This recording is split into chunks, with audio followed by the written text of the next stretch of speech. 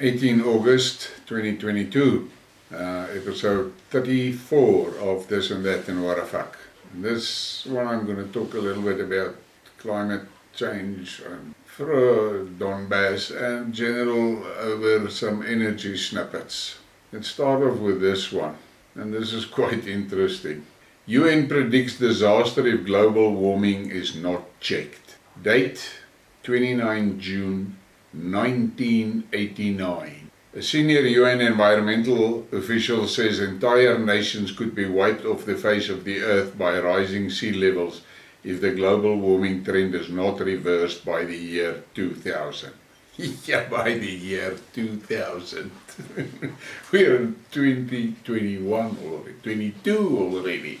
Guys, I just get a feeling that this climate change bullshit is running on the same script as the scamdemic. And this image, you can pause the thing and take a good look at it.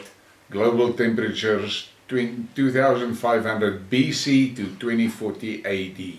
And then there's a lot of information on this image. And you can see the cycles, and those cycles are not for long. Some of them are a few years apart. But it's obvious that volcanoes play a major role. And then there is this. Ryanair boss Michael O'Leary said, I mean, it is absolutely bizarre that the people who can't tell us what the fucking weather is next Tuesday can predict with absolute precision what the fucking global temperatures will be in 100 years' time. It is horse shit. And I agree with him 100%. And there's a little bit here.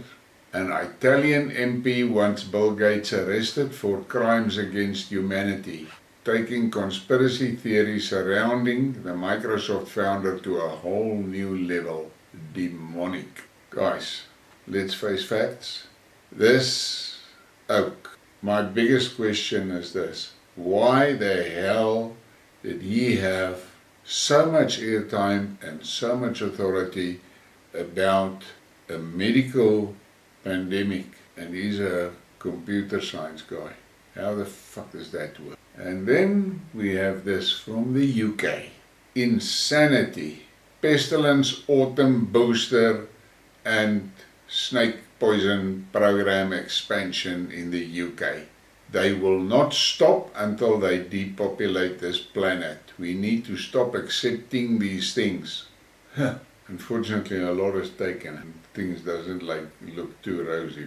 And then there's this tragedy from the Donbass. The young journalist Zemfira Zuleymanova was killed by a Ukrainian mortar today while reporting in Donbass. May God be with her and her family. R.I.P. Yeah, tragedy. And then there's this interesting snippet that I picked up. The oldest Dirkelstad farm is being revived in the LPR. The correspondent of the Sputnik Uzbekistan visited the Dirkolsky Stad farm in the Belovodsky district of the LPR. Under the Ukrainian government, the enterprise fell into disrepair.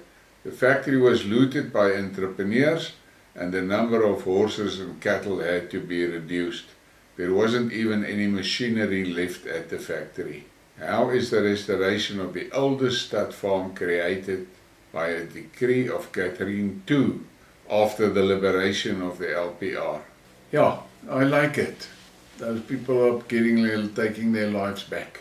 And then there's this little reminder of way days gone by in 2004. When the US imperialists talk of Russia and Chechnya, they're not permitted to talk of the Beslan school massacre. US-backed Chechen terrorists took 1,100 hostages in the school. They murdered 333. 186 of those were children. The deadliest school shooting in human history. I can remember this. This was really bad. And here's another reminder, flashback from 2014. Ukrainian journalist Bogdan Butekevich said that about 1.5 million people need to be killed in the Donbass, since they are superfluous and useless for Ukraine. And this, keep note of this, file it in the back of your mind. This is what they did. And here, this one could have been what a fuck, but here we go. Americans pay for the inscription on Ukrainian bombs that fly towards the Russians. This is a form of fundraising. One of the sites is called Sign My Rocket. For $30, your message will be printed on an artillery shell or a grenade. Look at that. Look at that shit. And there's a little bit more. You can read more about the energy problems in Germany. None of the major German energy companies, including EnBW, RWE, Vattenfall, E.ON, and Lex Uniper have so far signed contracts with the suppliers from Qatar. None. And that is what that politician that flew over to Qatar and came back with a big mouth and told the German people that he has secured LNG contracts. And Trudeau and Schultz to sign an agreement exploring hydrogen fuel production in Canada for export to Germany. This hydrogen story is a joke. Prime Minister Justin Trudeau and German Chancellor Olaf Scholz will sign an agreement to jointly explore the production of hydrogen fuel in Canada for export to Germany. Producers in Alberta manufactures the majority of Canada's hydrogen using natural gas, a process that creates greenhouse gas emissions. Some companies see Atlantic Canada as a place where wind power resources could be used to produce hydrogen with renewable energy, a draw for Germany, which has ambitious climate targets. And I've read a lot of other stories about how difficult and how nasty it is to make hydrogen. And then there's this, could also have been a what a fuck, but it is not. This winter, consumers may find out that the nighttime window shopping will no longer be a thing, as many retailers are planning to switch window display lights off. And the madness continues. Member of the Zaporizhzhia Military Civil Administration insisted that ZMPP is always prepared to welcome the atomic energy watchdog, which has repeatedly expressed a desire to visit the facility, but noted that the UN has directly started to block the possibility of an IAEA inspection. The official suggested that if the agency does visit the plant, it would be forced to conclude that it has been shelled by Kiev's forces. This is the story. They don't want that to become a headline in the press. And there's just a little bit of information. German households to pay an extra €600 for gas. Germany's gas operator is set to announce a levy to spread the cost of replacing Russian gas to consumers. The levy will be between 2 and 3 euro cents per kilowatt hour, amounting to around €600 extra per year for an average family of 4. And look at that tax. And then when people say that the EU is actually a reincarnation of the old USSR and they are becoming communist, look here. Now the people are taxed so that they can try and find gas from somewhere else. Okay. The mayor of the Latvian city complained that gas for heating is now difficult to find even for money. According to the head of Dagavpols, now all natural gas suppliers require full prepayment and do not want to conclude long-term contracts. Well, all it will take, get on a plane, go to Moscow and say, sorry, we fucked up, how can we fix it? And then wait. And this one made me smile. War in the Ukraine reignites Germans' passion for coal. Old habits die hard, especially in times of geopolitical and economic crisis. Germans are snapping up coal as Russia's war in Ukraine makes the gas price unsustainable and putting their environmental concerns on the back burner to boot. Despite the surge in demand, only around 5,500 out of 1.9 million homes in Berlin can actually run on coal. Yeah, I wonder how they're going to burn that. And here's another one. Bulgaria has banned the export of wood. Firewood is becoming a critical resource. According to the official information, the export ban is related to the need to protect the interest of the domestic consumer.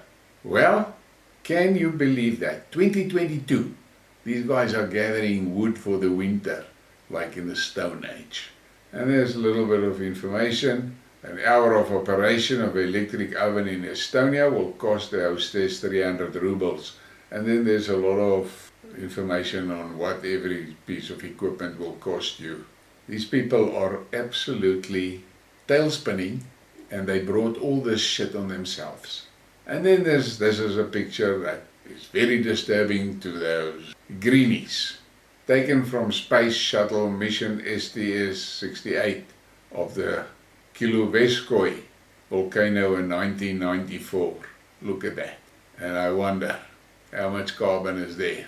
And then we've got this. To celebrate the soon-to-happen death of Energiewende, it's worth reminding everyone that had California and Germany invested $680 billion into new nuclear instead of solar and wind, they would already be generating 100% clean energy. Instead they have neither clean energy, nor energy stability, nor physical security. This is the legacy of ignoring engineers and giving the anti-nuclear movement influence over policy. This is a problem. We had the same problem with the pestilence. The doctors were ignored, the scientists were ignored, and the journalists and politicians ran the show. This is what happens when engineers take a backseat and virtue signaling politics try to steer the economy. And then there's this graphic, nuclear is the only solution. And then it says, one uranium fuel pellet has as much energy as 17,000 cubic feet of natural gas, 149 gallons of oil, 1 ton of coal. But who wants to listen to that? They want windmills and solar panels. That's what they want. Parochial Americans imagine the way they screwed up nuclear is all that matters. In fact, nuclear is growing fast in the developing world, which is also where most greenhouse gas emissions come from. So that's where climate change will be solved using nuclear. You guys don't matter anymore. And then we have this from Serbia. Pro-family values protest. And these protests were in response to the fact that there is a movement in Serbia that plans a more of a big gay parade. And then there's this picture, all those babies. Pro-family values. That is what it's all about. And just go and look at the Agenda 2030. They don't want families. And then we get to that what a fuck moment. And I'm going to say, what a fuck is this? Winner. Nou, die Afrikaanse guy that heading there sê, ek skiem sy die fight gewen. I think she won the fight. Fighting hunger in South Africa. And looking at that, I must agree, she clearly won the fight. Please like, subscribe and share. Thank you for your support.